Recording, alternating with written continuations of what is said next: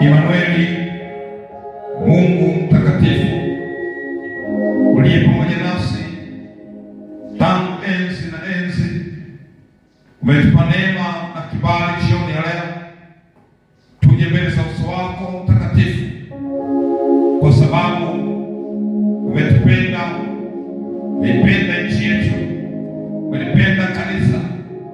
Yesu Kristo, kwa pendo lako laonekana waziwazi, na agizo neno lako ni kuomba pasipo kukoma. Nasi jioni ya leo tumekusanyika mahali hapa mtakatifu, ili Bwana tuweze kusema nawe, tuweze kuomba haja za taifa letu, haja za kanisa lako, haja za familia zetu, haja za ndoa zetu, haja za kazi zetu.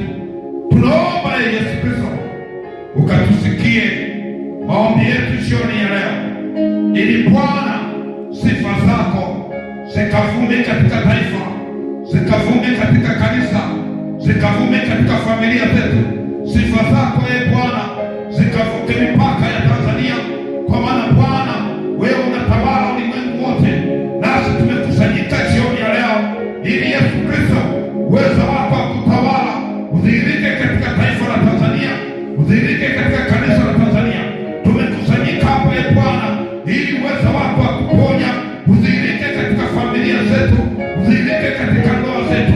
Yesu Kristo unayetujua, unayetuelewa, uliyebeba masikitiko yetu ukanunua kwa gharama ya mauti, tumekusanyika kwa sababu tunajua iko gharama ulilipa ili tuweze kuwa hai, tuweze kuwa wazima, tuweze kutawala, tuweze kumiliki.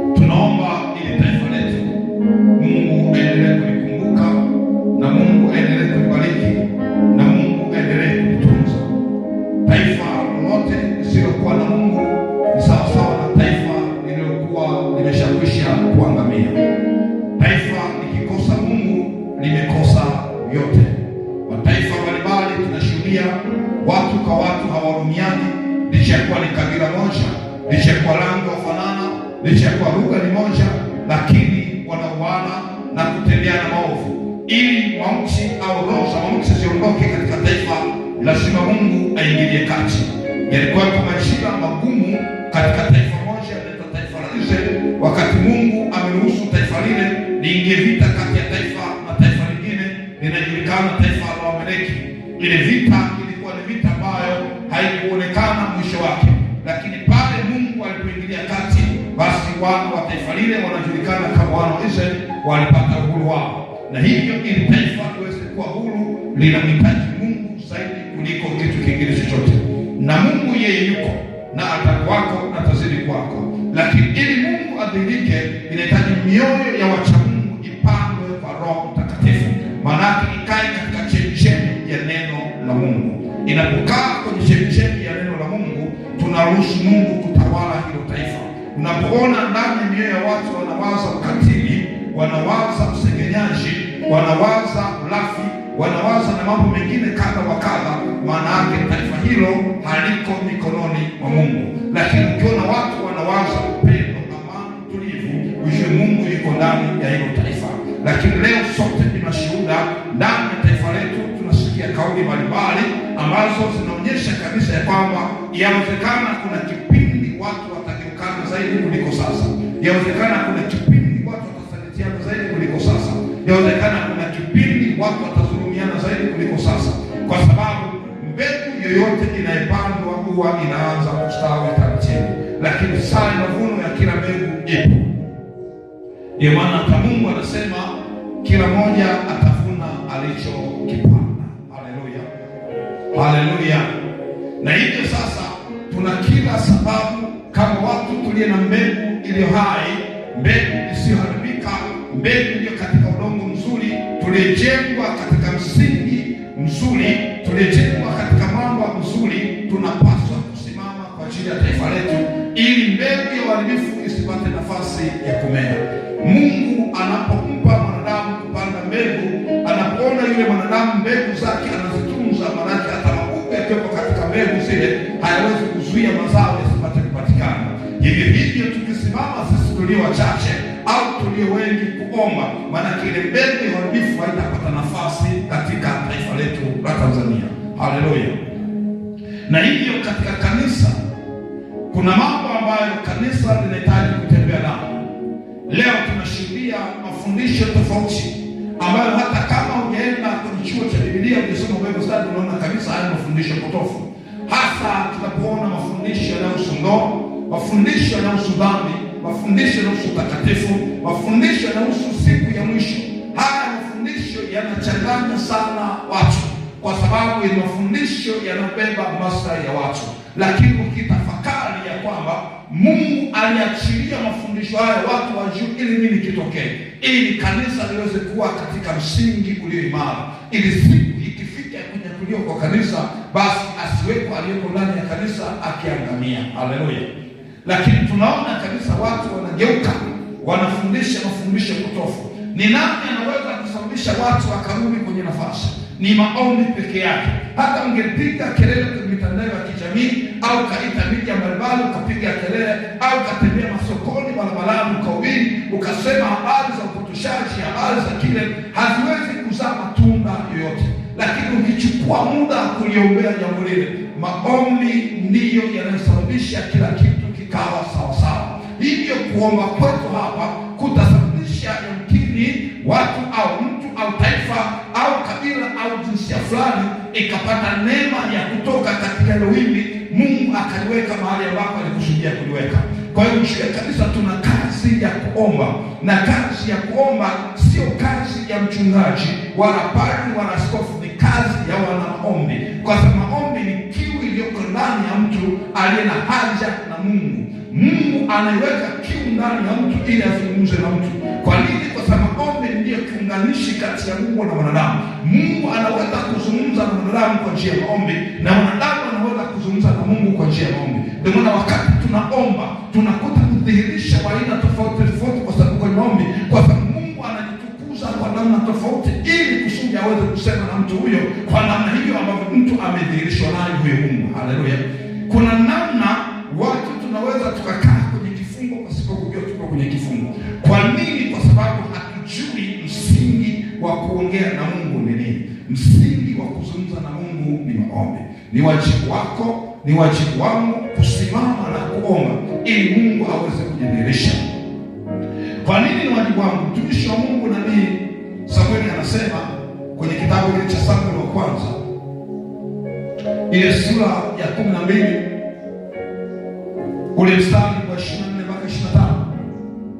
Maneno haya ambayo tunasoma ni maneno ambayo lazima kila Mkristo au kila muumini ayatumie na ayazingatie. Kwa nini maneno haya? Kwa sababu yanasema maneno haya, yanasema hivi: mcheni Bwana tu, mkamtumikia kwa kweli ya mioyo yenu yote, maana kumbukeni jinsi alivyowatendea mambo makuu. Lakini kama mkiendelea kutenda mabaya, mtangamie ninyi na mfalme wenu pia.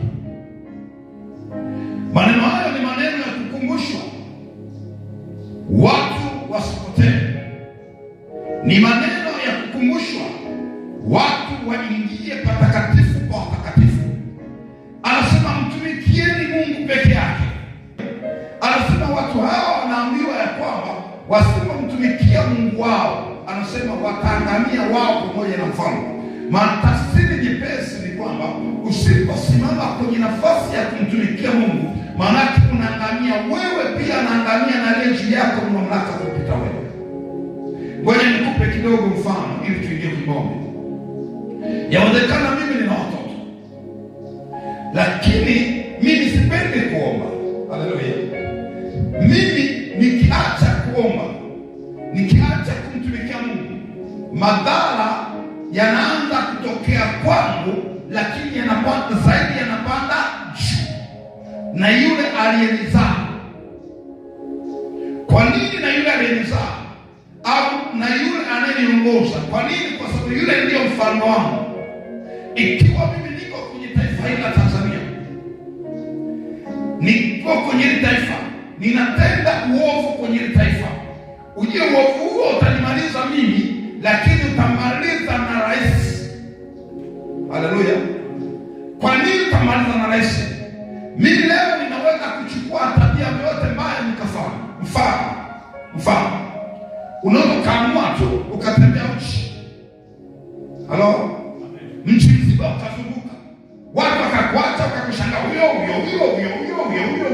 tukanyamaza. Lakini rais akitoka akienda Marekani, ataambiwa nchi yako haina adabu. Halo? Kwa nini anafungiwa mipaka? Kwa sababu ya mtu mmoja alitenda kitu ambacho kimedhalilisha utu wa mwanaume au utu wa mwanamke. Kwa hiyo kama mimi nimejiona ni sawa na nitaka maarufu au nitaka fedha au nitaka kile na nikakipata nilichokitaka, ujue madhara yangu niliyopata hayaishi kwangu, yanaenda mpaka kwa viongozi wa ngazi yangu za juu.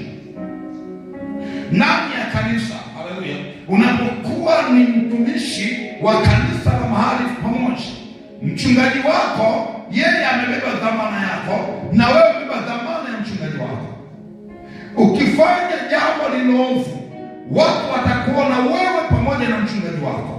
Lakini pia hata mchungaji akifanya liovu, watu watamwona mchungaji pamoja na watu wake. Haleluya! Ndio maana mtangamia ninyi pamoja na mfalme wenu.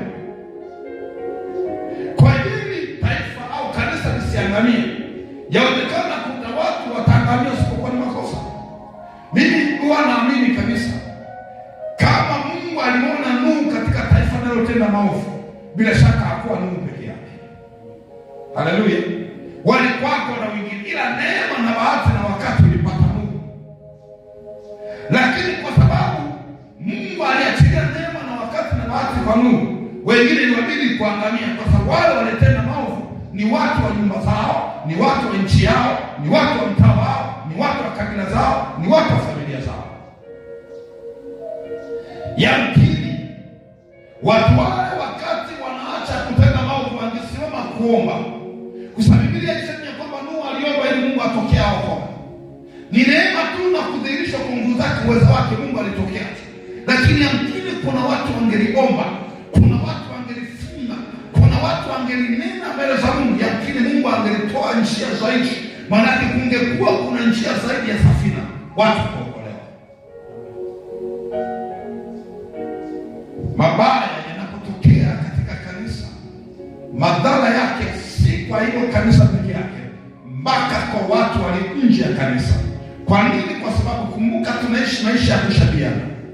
Maisha haya yawezekana ukitoka utakutana na babako mdogo hajaja kanisa, lakini kwa sababu ya kutokusimama kwenye nafasi, unaangalia wewe na babako mdogo,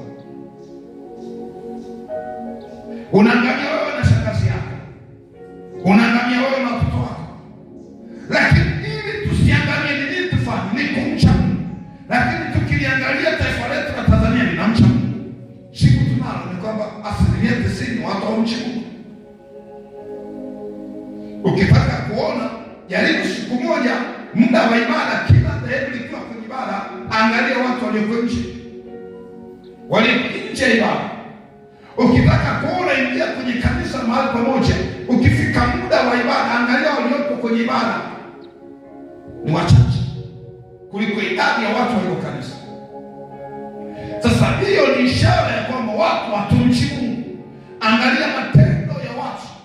Kudhulumiana ni kawaida, kusalitiana ni kawaida, kuumizana ni kawaida, kutendana mabaya ni kawaida, nje ya kanisa na ndani ya kanisa. Na yote haya tukiliangalia kanisa tunaliona ndani ya taifa la Tanzania, na tukiliangalia taifa tunaliona ndani ya kanisa la Tanzania. Na hivyo kanisa lisiposimama kwenye nafasi, manake linaangamia kanisa na taifa linaangamia.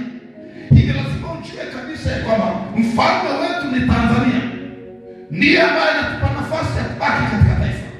Na hivyo tukishindwa kusimama kwenye nafasi, manake tutaangamia sisi na taifa linaangamia. Kumbukumbu ya taifa inaweza kuondoka kwa sekunde. Angalia nchi ule walinao ulikuwaje kwa sekunde. Angalia nchi ule wa Sodoma ulikuwaje kwa sekunde. Kwa sababu ya watu kutenda maovu, ligeuka na kuchoma moto na kugeuka kwa wakali na watu. Historia kesha. Angalia mji ule wa Yeriko, kwa dakika moja ukageuzwa kwa mji wa Pausa sasa, kwa sababu ya watu waliposhindwa kusimama kwenye nafasi. Watu waliangamia, kanisa liliangamia, na taifa liliangamia. Hivyo tujue umuhimu wa kuomba. Unaweza kusema mimi sitaki kuliombea taifa. Ukishindwa kutamka neno juu ya taifa, yamkini neno hilo Mungu aliliandaa kwa ajili ya kuongoza taifa. Kuna watu tunapuuza majibu ya Mungu, tunaona kwamba sisi tunaishi kwa sababu wanajeshi wanafanya kazi nzuri.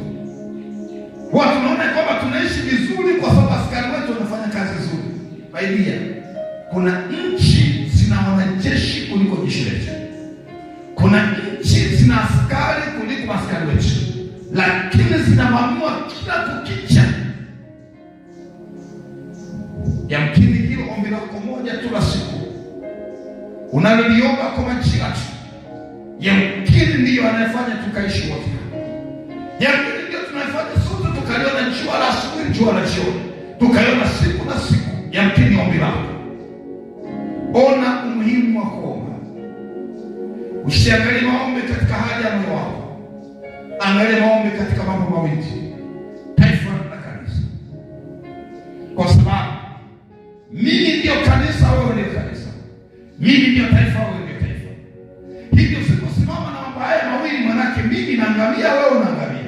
Wewe unaangamia, mimi naangamia. Anawaambia mcheni Bwana peke yake, kwa sababu msipomcha Mungu mtaangamia nini na mfalme wenu. Ninaomba siku hii ya leo, najua kuna watu mamia wanafuatilia kwenye mtandao yetu, tuliombee taifa letu la Tanzania na tuliombee kanisa. Taifa ndio nini? Kanisa ndio nini? Taifa ndio wewe, kanisa ndio wewe. Uwe Uwe na neno la kumwambia Mungu, japokuwa ni neno dogo, lakini hilo Mungu analithamini kwa ajili ya taifa la Tanzania. Japokuwa ni neno ambalo wengine watashindwa kuelewa kwa namna unavyotamka, lakini Mungu anaelewa kila lugha ya mamilioni ya watu. Hivyo napoingia kwenye maombi, usiangalia anachoomba yule, angalia kile Roho anachotaka uombe. Yamkini ni kwa Kiruga omba, kwa Kiingereza omba, kwa Kiswahili omba, kwa Kigogo omba, kwa Kibena omba, kwa Kinyakyusa omba, kwa Kichaga omba. Cha msingi Mungu ni wa makabila yote, atasikia maombi yako. Naomba mahali ulipo usimame. Naomba mahali ulipo usimame. Ninaomba usimame mahali ulipo. Simama mahali ulipo.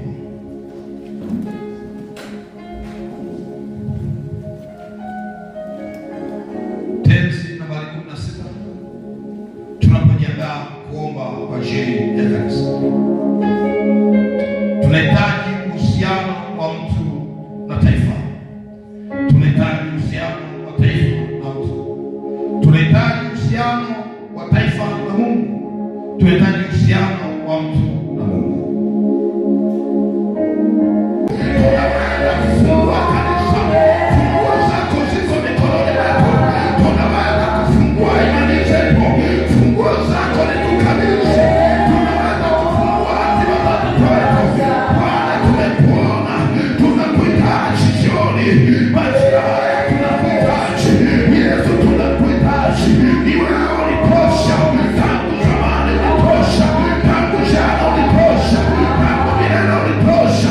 Ni jioni tunakuhitaji. Ni majira haya tunakuhitaji. Ukao ni mwezi wa mabadiliko. Ukao ni mwaka wa mabadiliko. Ukao ni saa ya mabadiliko. Bwana, wewe uko thabiti. Ahadi zako ni za kweli. Tunaungana na maserafi. Tunaungana na makerubi. Ewe inua kinywa chako. Wewe mbona umekuwa ni mzito? Acha miguu yako itembee. Acha kinywa chako kinene. Acha masikio yako yasikie. Ya kwamba Mungu anakutumia kwa ajili ya taifa la Tanzania, kwa ajili ya kanisa la Tanzania. Endelea kufungua macho yako. Endelea kufungua macho yako. Endelea kufungua kinywa chako. Tazama Yesu jioni ya leo. Ramoshete kayaba. Rikoshete rikayaba. Ramoshete keshete. Niko neema juu ya neema. Niko nguvu juu ya nguvu. Niko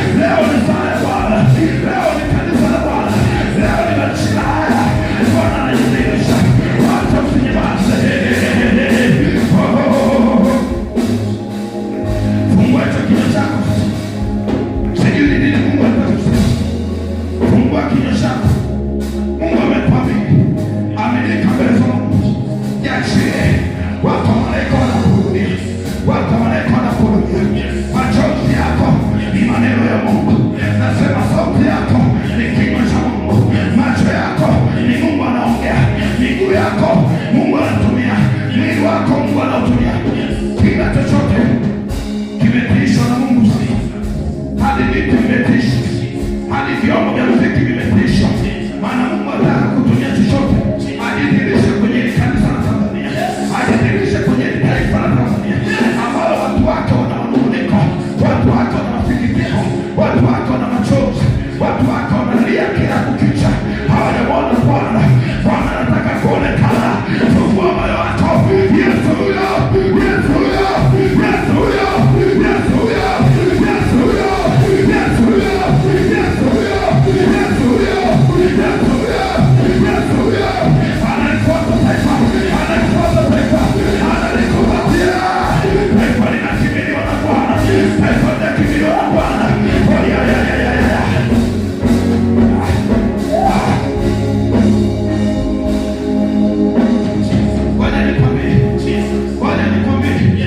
Ninawi ilikuwa na mabaya mengi. Ninawi ilikuwa na maasi mengi.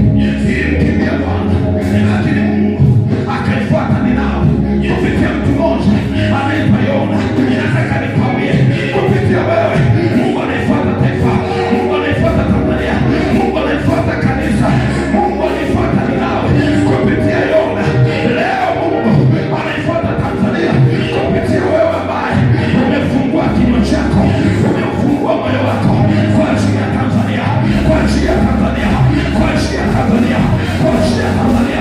Ukawa Yona leo, ukawa Yona leo uliyetuma Tanzania, ukawa Yona leo uliyetuma Tanzania. Yona ya Tanzania ni wewe, ya Tanzania ni wewe. Ukapeleka habari za taifa kufunga ili lisiangamie, ukapeleka habari ya taifa kutubu ili lisiangamie, ukapeleka habari ya taifa kurejea ili lisiangamie. Ukawa Yona. Oh, ya Mose, nasema yaonekana Mungu anatumia machozi yako, yaonekana Mungu anatumia kinywa chako, yaonekana Mungu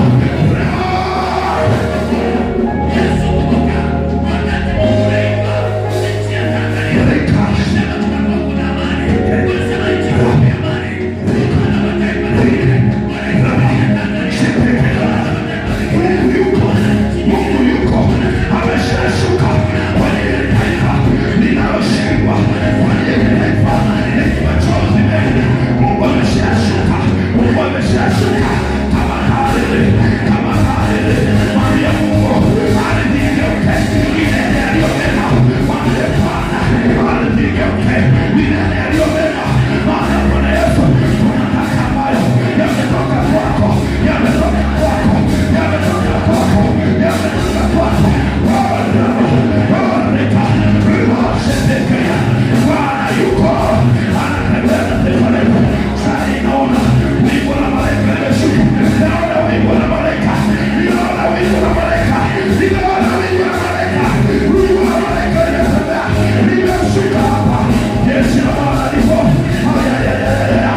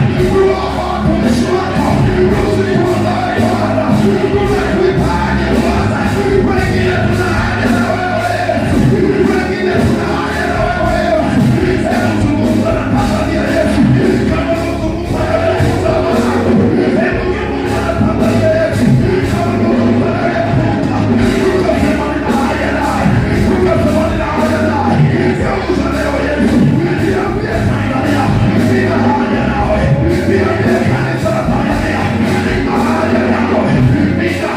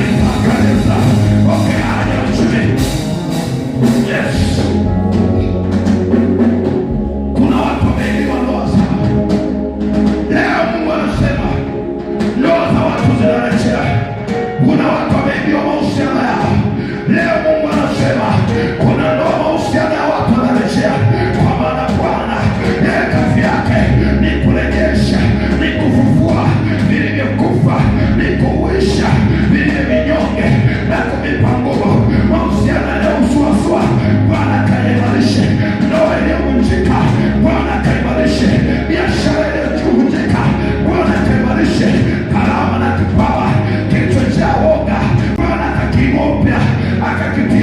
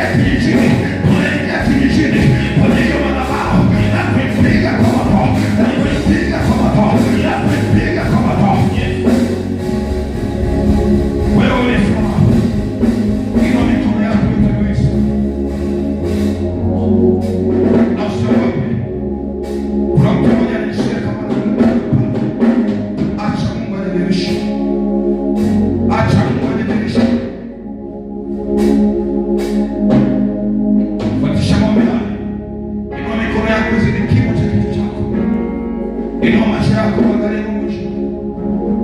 Sema Yesu. Sema Yesu. Ninakuita. Shuka kwenye ile ardhi niliyozaliwa. Futa kwa damu yako roho ya mauti. Futa kwa damu yako roho ya masikini. Futa kwa damu yako roho ya magonjwa. Hey Yesu. Hey Yesu. Hey Yesu. Futa. Futa. Roho ya mauti.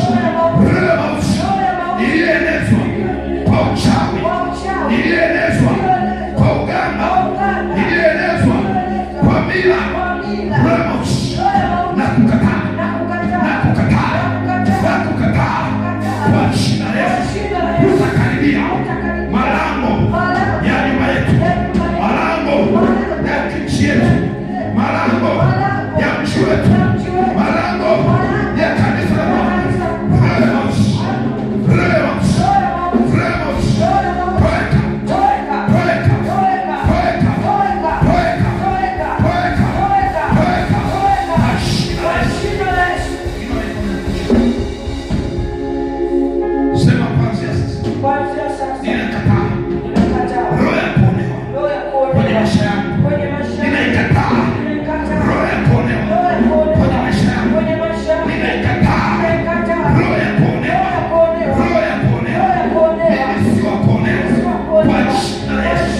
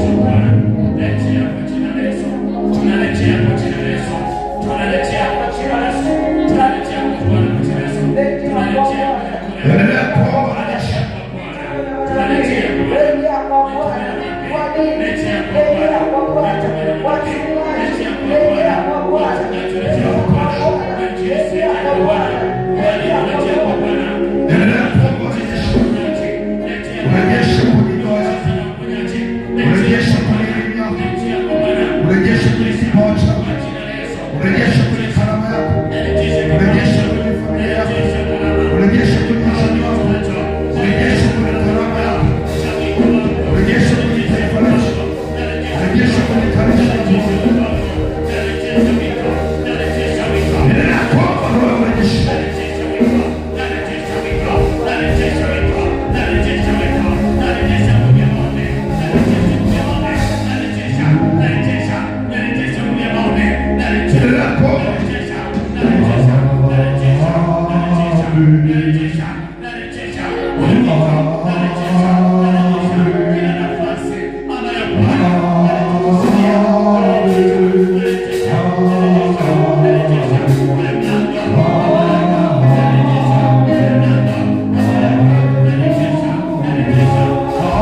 Amen.